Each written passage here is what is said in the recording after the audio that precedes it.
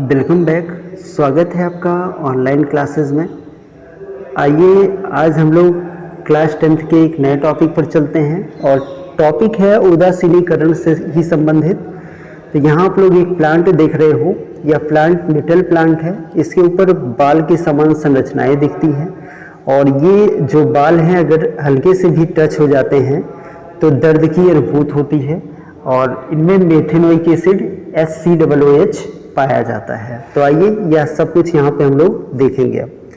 निटल एक शाकीय पादप है जो कि जंगलों में उपजता है। इसके पत्तों में डंकनुमा बाल होते हैं, वही जो अभी बोल रहा था वैसा ही डंकनुमा बाल पाया जाता है, जो अगर गलती से भी छू जाए तो डंक जैसा दर्द होता है। इन बालों से मेथेनोइक अम्ल का स्राव होने के कारण यह दर्द होता है। तो मेथेनोइक एसिड इन बालों से स्रावित होते हैं। पारंपरिक तौर पर इसका इलाज डंक वाले स्थान पर डॉग पौधे की पत्ती रगड़कर किया जाता है। तो डॉग प्लांट भी प्लांट है, इसकी पत्ती को भी रगड़कर किया जाता है। ये पौधे अधिकतर नेटल के पास ही उत्पन्न होते हैं। क्या आप डॉग पौधे की प्रकृति का अनुमान लगा सकते हैं? अगर आप जानते होंगे तो ग्रुप में सेंड कीजिएगा। वैसे हम बता भी दे रहे हैं, यह एसिड है तो वह प्लांट बेसिक नेचर का होगा। क्या आप डॉग पौधे की प्रकृति का अनुमान लगा सकते हैं? तो बताइएगा आप लोग। आप अब जान गए होंगे कि अगली बार पहाड़ों पर चढ़ते हुए गलती से नेटल पौधे को छू जाने पर आपको क्या करना होगा। क्या आप ऐसे ही पारंपरिक इलाज जानते हैं जो डंक पर लगाने में प्रभावी हो? तो आप लोग जानते हैं अगर एसिड के प्रभाव से जलन या दर्द हो रही हो तो बेस से उसका उपचार किया जा सकता है। एसिड और बेस मिलकर न्यूट्रल बन जाते हैं, यानी कि न्यूट्रलाइजेशन फैक्टर लागू हो जाता है। तो आइए आगे चलते हैं। ये कहानी आप लोगों के लिए इम्पोर्टेंट थी और यह भी बहुत ही इम्पोर्टेंट टेबल है और आप लोग को ये लर्न भी करना होगा। और वैसे मैं आपका यहाँ पे तैयार करवा दूंगा।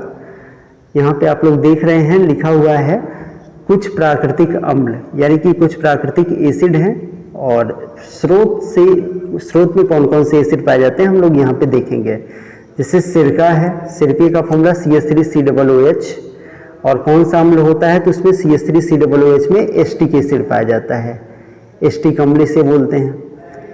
संतरे में सिट्रिक अम्ल पाया जाता है, इमली में टार्ट्रिक अम्ल पाए जाते हैं, टमाटर में ऑक्सैलिक अम्ल पाए जाते हैं, खट्टा दूध या दही में लैक्टिक अम्ल पाया जाता है, नींबू में सिट्रिक अम्ल की उपस्थिति होती है, चींटी तथा मेटल का डंक जो है वो मेथेनोइक एसिड का स्राव करता है, जिसके कारण ही खुजली या जलन की अनुभूति होती है। तो बिच्छू का डंक हुआ या चींटी का डंक हुआ, इन सभी में मेथेनोइक अम्ल पाए जाते हैं। तो आशा करता हूँ ये आप लोग इतना याद रखेंगे। ये 1 नंबर के क्वेश्चन में, मल्टीपल चॉइस क्वेश्चन में ये बन के आपसे पूछा जा सकता है। तो ये छोटा सा ही वीडियो है लेकिन बहुत यूज़फुल है। एक बार हम रिवीजन आप लोगों का फिर से करा देते हैं।